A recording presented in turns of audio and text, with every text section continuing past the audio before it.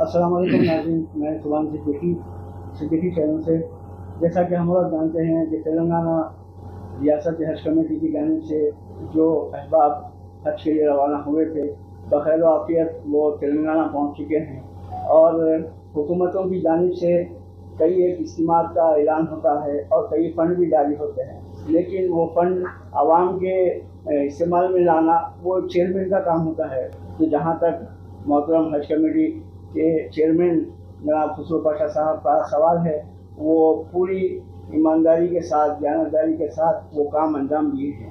तो सबसे पहले तो हम तमाम आवाम की जानिब से खुसरो पाशा साहब को मुबारकबाद देते हैं। दूसरा सवाल ये है कि अक्सर लोगों के जहनों में बात घूम रही है कि क्या और भी बेहतर इंतजाम हो सकते हैं। सबसे पहले तो आपका मैं स्वागत करता हूँ और खैर मक़दम करता हूँ। जी वालेकुम सलाम रहमतुल्लाहि व बरकातहू। जी शुक्रिया। सबसे पहला सवाल ये है कि जो इंतजाम अब हुए हैं, इससे बेहतर भी और इंतजाम हो सकते थे क्या?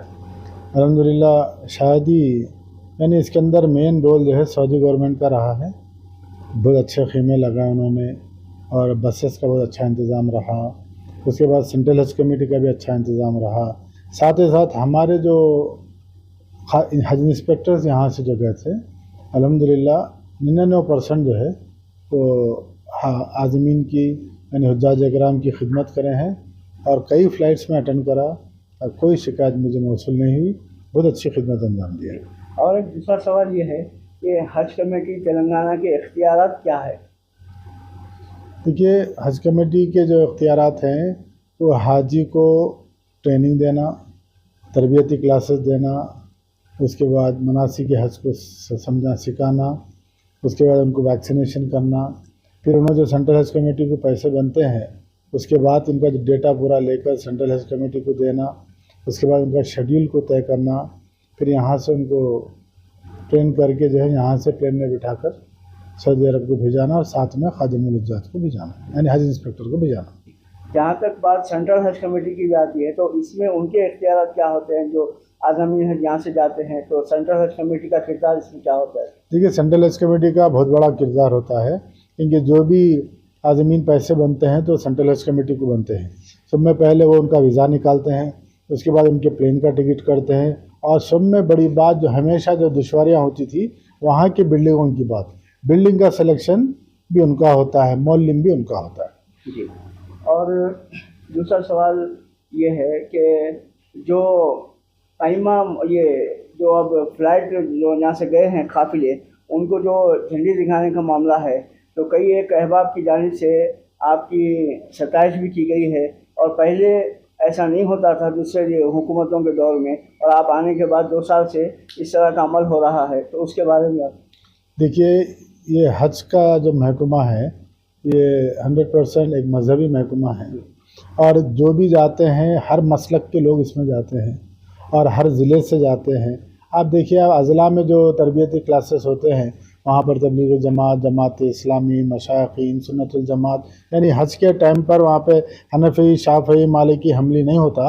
एक मुसलमान जा रहा है हज करने का इरादे से जा रहा, तो गाँव में अज़लाओं में उनकी फुलपोशी होती है, उनके साथ जो है उनको दावतें दी जाती है, वहाँ पर उनको फूला पिना कर वहाँ से उनको रवानिया किया जाता है। वो जब यहाँ आते हैं, अल्हम्दुलिल्लाह यहाँ भी आपने देखा कि एक पुरनूर मंज़र था, तो इसमें मैं खुद 2-4 लोग छूटे हैं इंशाल्लाह, क्योंकि कुछ इलेक्शन कोड भी था। हर साल ऐसा कुछ ना कुछ एक टेंशन रह रहा।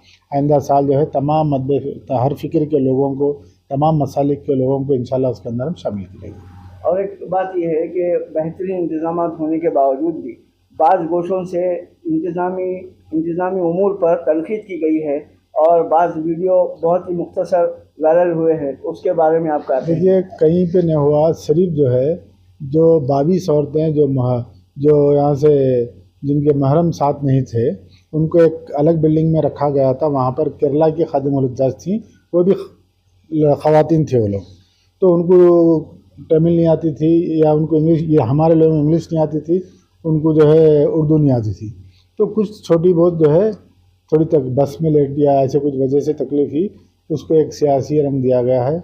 यह अल्लाह के घर का मामला है, छोटी मोटी तकलीफ़ भी होती तो वहाँ पर आपको सब्र करना है, ना ही कि जो है मैं इससे पहले भी बोला था कि लोगों की हिम्मत अफजाई करना चाहिए हज के लिए। फ़र्ज़ है हज, हर मुसलमान नौजवानों को जो है इसके अंदर हौसला अफजाई करना चाहिए ताकि जल्द से जल्द हज करें। जी। और एक अहम सवाल ये है कि हज कमेटी की जानिब से जो आज़ामीन हज सऊदी अरब में रहते और सऊदी अरब में जाते तो बाद दूसरों से ये कहा जा रहा है कि सोशल मीडिया का एक प्लेटफॉर्म हज कमेटी की जानिब से बनाया गया था जो हज कमेटी की तायीद में बात कर रहा था और बाद वीडियो वहाँ से भी वायरल हुए। देखिए वहाँ पर जो भी आज़मीन थे, हुज्जाज कराम थे, उन्हीं के सेलफोन थे, यहाँ से तो कोई मीडिया गई नहीं, तो वो लोग कुछ वीडियोस डाले कि अच्छा इंतज़ाम है, तो बहरहाल अच्छा बोलना भी गुनाह हो गया, वैसा हसाब हो गया वो है। सुने, अगर इतने हज़ारों लोग गए, 2-4 औरतें बोले, और अल्हम्दुलिल्लाह कई एक उलमा इकराम थे इसके अंदर, हैदराबाद से ये और तेलंगाना के आंध्रा के कई मौजूदीन थे इसके अंदर, सबने सराहा, सबने जो है हज इंस्पेक्टर की तारीफ़ की कि मैं जितने भी फ्लाइट्स में गया हूँ कहीं मुझे शिकायत वसूल नहीं मिली। ये 2025 का काफिले हाजियों का सिलसिला ख़त्म हुआ, तो आगे का प्रोग्राम आपका क्या? अल्हम्दुलिल्लाह कल हमारे पास ऑलरेडी नोटिफिकेशन आ गया है सेंट्रल हज कमेटी से, 2026 के दरख्वास्तें ली जा रही हैं और कई लोग ऑनलाइन कर रहे हैं। बाद लोगों को तरीक़ा नहीं आता या कुछ उसमें रुकावट हो रही, तो इसलिए कल 12 बजे हमारे पास हमारे नए माइनॉरिटीज़ मिनिस्टर बने हैं, लक्ष्मण साहब वो रहेंगे और दूसरे भी लोग रहेंगे, शब्बीर अली साहब भी रहेंगे, हम सब मिलकर हज कमेटी के मेंबर्स भी रहेंगे। कल यहाँ पे हम फ्री सर्विस रखा है, 5 काउंटर खोल रहे हैं, जिसको भी फॉर्म भरना नहीं आता, जैसा कि उसके अंदर कौन से डॉक्यूमेंट्स लगाने हैं, कल से जो है 15 दिन तक जब तक डेट है सेंट्रल हज कमेटी की, हज हाउस में ग्राउंड फ्लोर पर उनके लिए जो है फ्री हमारा स्टाफ बैठकर उनकी खिदमत करेगा।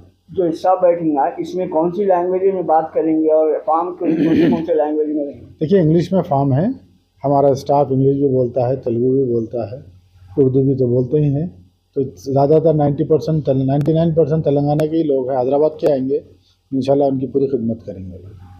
तो ये एक हज के काफिले जो 2025 के थे उनके अख्तिताम पर चेयरमैन साहब का एक मुख्तसर सा इंटरव्यू जो आपने बेबाकाना अंदाज से इसके सवालात के जवाब दिए हैं, और एक बात जो मैं कई उलमा किराम से, दानिशवरों से मैंने मुलाकात की है सिलसिले में, तो उन्होंने चेयरमैन साहब की भरपूर तारीफ़ की है और जो उलमा किराम को मुख्तलिफ मकतब फ़िक्र के आपने हज हाउस में बुलाया है और उनकी भी हिम्मत अफजाई की है, उसके ऊपर तमाम ने चेयरमैन साहब को मुबारकबाद दी है। और हम सिद्दीकी चैनल की पूरी टीम के साथ, क्योंकि हमने पूरा हज कैंप को अपनी आँखों से देखा है, तो बेहतरीन इंतजाम अब तक हमने नहीं देखा था और बेहतरीन इंतजाम यहाँ पे देखने को मिला है।